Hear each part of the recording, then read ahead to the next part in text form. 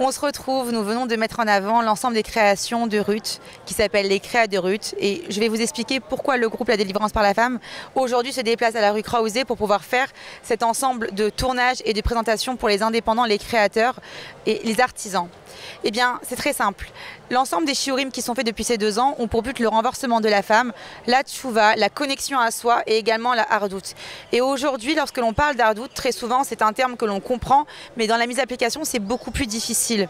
Et ce qu'on a voulu faire aujourd'hui, c'est de descendre à la hauteur des personnes, donc descendre vraiment dans le quotidien des gens pour aller voir leurs besoins, mettre en avant leurs créations pour les aider et les soutenir d'avoir fait non seulement la Aliyah, d'y rester malgré les difficultés et également pour pouvoir répondre à leurs demandes en termes social, psychologiques, émotionnels et thoraïques.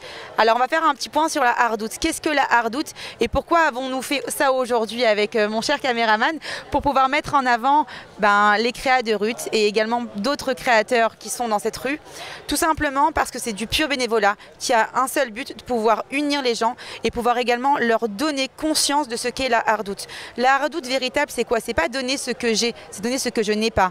Là, en l'occurrence, on donne quelque chose que normalement on ne le donne pas de cette façon-là, mais on va le donner avec notre cœur. Pourquoi? Pour soutenir et permettre aux indépendants et également aux créateurs, donc aux mini-entreprises, de pouvoir réussir à se faire connaître et pouvoir ressentir cette hardout et notamment au niveau social, de pouvoir comprendre leurs besoins et leurs demandes. Comme vous le savez, le groupe La Délivrance par la Femme est en train de pouvoir mener des actions pour pouvoir aider notamment les femmes en Israël et l'aide à l'intégration pour les Olim.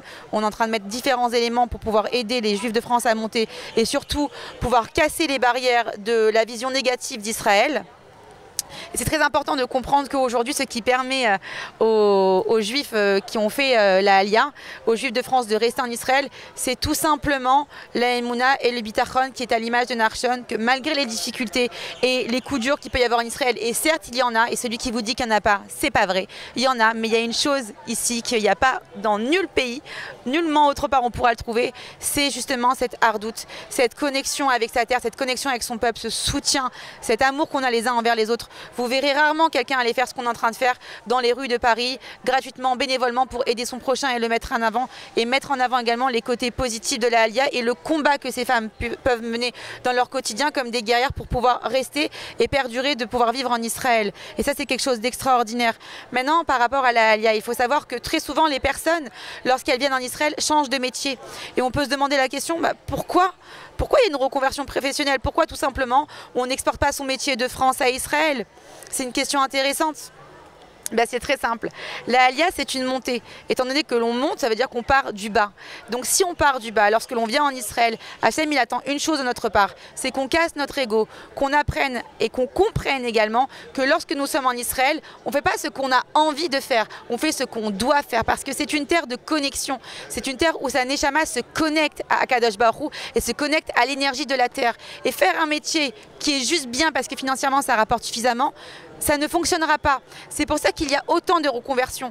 Non seulement pour apprendre à la personne de pouvoir casser son ego et d'accepter de repartir de zéro, tel un enfant qui est en train de repartir de son plus jeune âge jusqu'à en étant adulte, de se construire, donc du bas vers le haut, mais également de pouvoir comprendre qu'ici, c'est la connexion absolue. Et il n'y a pas plus grand secret pour réussir la Aliyah que de faire ce que l'on a réellement envie de faire et besoin de faire, ce dont notre Neshama vibre et à la connexion que l'on a avec ça.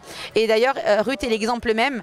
Aujourd'hui, Baruch Hashem, si elle reste en Israël, c'est parce qu'elle a pu faire des créations formidables qui se vendent très bien parce qu'elle est hyper douée et surtout parce qu'elle le fait avec son cœur et que ça appelle sa Neshama. Et ça, c'est vraiment l'objet principal de la volonté de l'ensemble des Français de rester en Israël.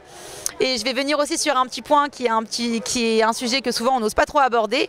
On dit souvent qu'en Israël, la parnassa est plus compliquée que dans d'autres pays, ou notamment en France. J'ai envie de vous dire, écoutez, est-ce que le bon Dieu d'Israël, c'est pas le même que la France? Est-ce qu'il y en a un autre? Impossible. Hachem Echad. Ça veut dire que Akadosh Baruch Hu, en France, en Israël ou dans n'importe quel pays, est le même. Et comme c'est lui qui détient la clé de la Parnassa, il en détient 4 des clés entre ses mains et uniquement lui-même, pas un malach. Ça veut dire que si Dieu veut vous donner la Parnassa, que vous soyez en France ou en Israël, cela ne change rien. Par contre, l'épreuve pour avoir le mérite de réussir en Israël, c'est d'avoir la persévérance, de croire que malgré les difficultés, ça va aller. Et ça, c'est une force que l'on peut tous puiser en nous, notamment par la reconnexion à soi. Et ça passe par s'abaisser, descendre de niveau, faire une introspection, apprendre à se connaître, apprendre même à se reconnaître. Et très souvent en France, avec la vie qui est très prenante, souvent on dit maison, boulot, dodo, eh bien on n'a pas le temps de se connecter à soi, on n'a pas le temps d'avoir cette qualité de vie qu'on a en Israël, de pouvoir sortir avec les enfants à la plage, ou pouvoir finir tôt et de profiter aussi des fêtes pleinement. Et ici on a ça. Donc c'est une terre qui demande à chaque personne qui vient un apprentissage à se connecter à soi. Car si vous vous connectez à vous, vous pouvez vous connecter à Kadosh Baruch Hu et c'est très important. Je vous dis à très vite et soutenez-nous pour l'ensemble de nos actions, comme ça on pourra bien avancer Bezrat Hashem. À bientôt.